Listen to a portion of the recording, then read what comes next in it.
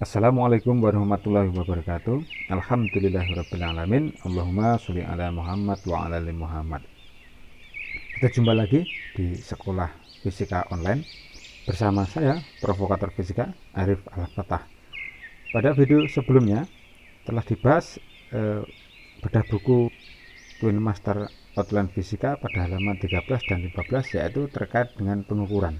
Nah, pada video kali ini kita intermezzo sebentar, yaitu kita akan membahas tentang praktikum pengukuran berulang. Yaitu kita telah membahas pengukuran. Nah, sekarang bagaimana praktikumnya jika pengukurannya itu dalam bentuk pengukuran berulang.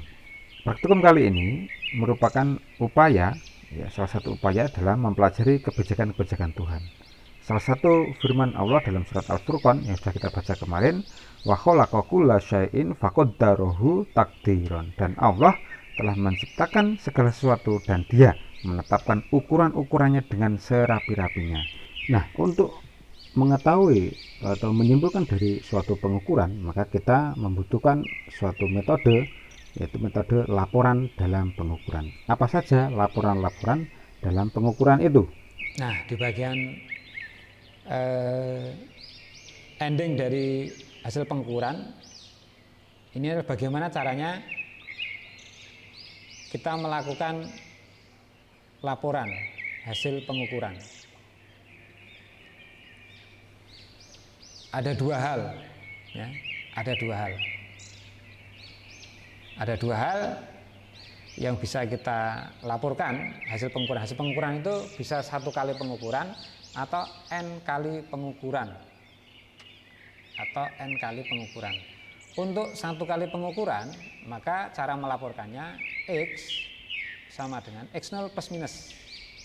Plus minus ini untuk menambah atau mengurangkan dengan ketidakpastian hasil pengukuran atau kesalahan kita melakukan pengukuran. Tadi di awal sudah saya bilang bahwa kita dalam mengukur itu pasti ada kesalahannya. Margin error plus minusnya itu delta X. Kita sebutkan misalkan begitu. Dengan X itu misalkan laporan hasil, kemudian X0 itu hasil pengukuran, dan delta X itu setengah skala terkecil alat. Jadi seperti itu. Ini untuk setengah skala terkecil alat, bagaimana cara mencarinya? Ini tinggal melihat alat. Skala terkecilnya berapa? Nah, masing-masing alat berbeda. Jadi ini masing-masing alat berbeda di bagian poin ini. Masing-masing alat berbeda. Nanti tinggal lihat aja, kemudian tinggal, jadi skala terkecilnya berapa, kemudian dikali setengah. Nah, itulah skala terkecil alat. Ditambahkan plus minus di sini, kemudian dilaporkan. Sedangkan untuk beberapa N kali pengukuran, artinya itu melakukan pengukurannya tidak hanya sekali.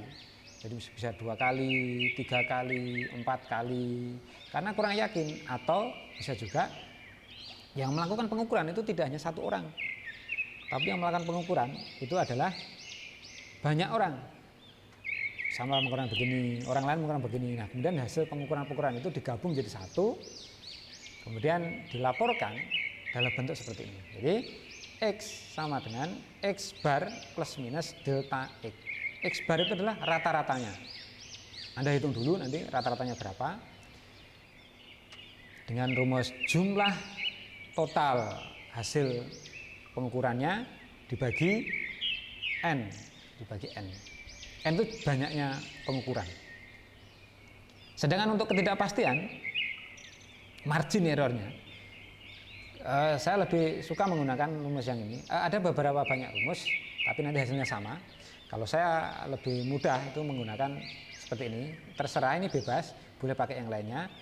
Jadi untuk saya ambil yang rumus 1 ini, yaitu delta X sama dengan 1/n akar kali 1 per n kali akar n sigma X kuadrat min sigma X dikuadratkan. Nah, beda ya. Jadi yang di sini tadi sigma X kuadrat, jadi ini sigma X kuadrat, kemudian yang ini sigma X-nya dikuadratkan. Ini jumlah X kuadrat, kalau yang ini jumlah X-nya dikuadrat. Ini perbedaan.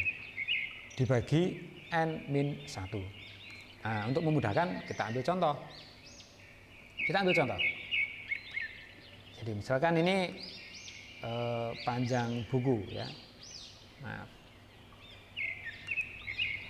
ini pengukuran tunggal. Jadi panjang sebuah buku diukur menggunakan penggaris menunjukkan angka 8,2 cm. Hasil pengukuran panjang buku dilaporkan. Bagaimana cara melaporkannya? Ini skala terkecilnya sudah diberikan 0,1 cm. Nah, caranya gimana? Oke, hasil pengukuran hanya satu kali 8,2 cm. Delta X setengah kali skala terkecil. Skala terkecilnya adalah 0,1, maka dikalikan 0,05. Nah, setelah itu dilaporkan panjang bukunya adalah X0 plus minus delta X. Nah, ditambahkan seperti ini. Anda kalau jeli, mengapa Anda kalau ditulis 8,20? Ya, ini mengikuti ketidakpastiannya. Karena ketidakpastiannya ini setelah koma, itu di belakang koma ada 2 angka. Maka ini juga mengikuti harus di belakang koma 2 angka. Jadi diikuti tambahin 0 gitu saja. Laporan seperti ini mengandung arti atau mengandung makna. Ya, artinya pengukuran tunggal panjang buku berkisar antara ini dikurangi, ini ditambah di 8,15 sampai 8,25. Itu rentang hasil pengukuran yang Anda lakukan. Margin errornya seperti itu. Jadi, nah yang terakhir untuk pengukuran berulang, ini misalkan 3 kali pengukuran. Masa sebuah cincin adalah ada satu orang mengukur 2 gram, yang lainnya juga 2 gram. Tapi ada orang yang agak berbeda, ternyata 3 gram. Wah, bagaimana caranya ini? Nah, ini caranya bagaimana? Ini caranya dibuat tabel dulu. Jadi ini pengukuran pertama, kedua, ketiga. Berarti ada N-nya ada 3 ya, 3 kali karena 3 kali. Kemudian masanya 2, 2, 3. Nah, M dikuadratkan. Ini artinya 2 dikuadratkan 4. 2 kuadran 4, 3 kuadran 9. Terus kemudian ditotal. Ini 2 tambah 2 tambah 3. Ini delta M. Itu namanya jumlah total hasil pengukuran. Itu 7. Setelah dikuadratkan, masing-masing di total, yaitu 17. Sigma M kuadrat. Bukan sigma M dikuadratkan. Karena kalau sigma M ini dikuadratkan, itu kan 7 kali 7, yaitu 49. Nah, di sini 17. Nah, jadi berbeda ya, cara membacanya berbeda. Hati-hati, di sini hati-hati. Di sini hati-hati.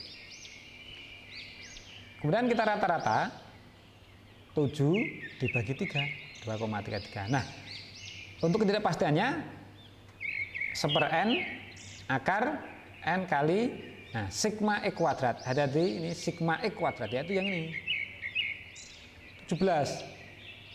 Sedang sigma X dikuadratkan, berarti yang ini 7 dikuadratkan.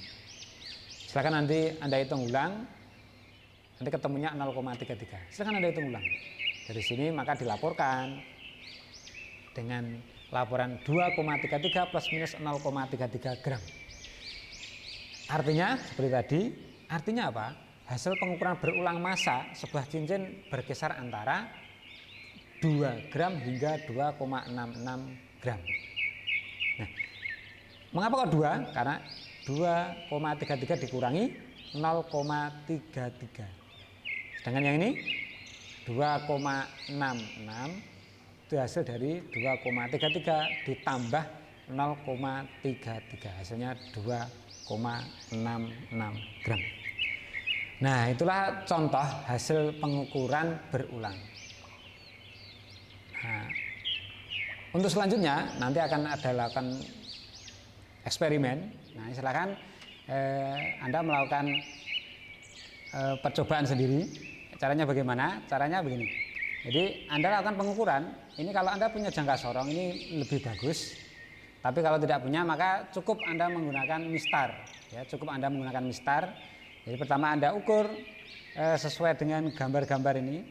Jadi ukur A, kemudian B, kemudian C, D, F, ya, kemudian E. Ini yang bagian wajah. Ini untuk bagian wajah. Kemudian yang kedua itu ukuran tangan. Ya, bukan ukuran tangan. Ini bisa poin G, H, I, J, kemudian K, L. Setelah semua data itu Anda dapatkan, ya setelah Anda dapatkan, tapi sebenarnya Anda tulis, itu Anda masukkan ke dalam tabel. Jadi masukkan ke dalam tabel ini. Ya kalau kita lihat, percobaan yang dilakukan adalah 12 kali. Yang diukur tadi A, B, C, D, E sampai L tadi, hasilnya Anda masukkan. Setelah itu Anda rasiokan, ya, Anda rasiokan. Dari sini berarti jumlah percobaan yang dirasiokan itu berarti 1, 2, 3, 4, 5, 6. Jadi di sini N-nya nanti 6. Ini fungsinya untuk melakukan pengukuran berulang tadi biar laporannya itu sesuai dengan laporan praktikum, jadi ada ketidakpastiannya. Ya. Setelah itu R-nya nanti jumlah semuanya. Seperti tadi, R-nya dikuadratkan, setelah itu sigma R jumlah. Nah, silakan Anda membuat laporannya, kemudian dan juga maknanya. Dari saya sekian dulu. Jika kurang yang mohon maaf, jangan lupa untuk selalu mengikuti channel YouTube Sekolah Fisika Online. Kita belajar bersama. Silahkan Anda bisa langsung juga bertanya di kolom komentar. Semoga kita semuanya diberikan perlindungan oleh Allah Subhanahu wa Ta'ala, dan ilmunya sedikit ini bisa bermanfaat untuk kita dan untuk yang lainnya. Matur syukuran, salam fisika. Assalamualaikum warahmatullahi wabarakatuh.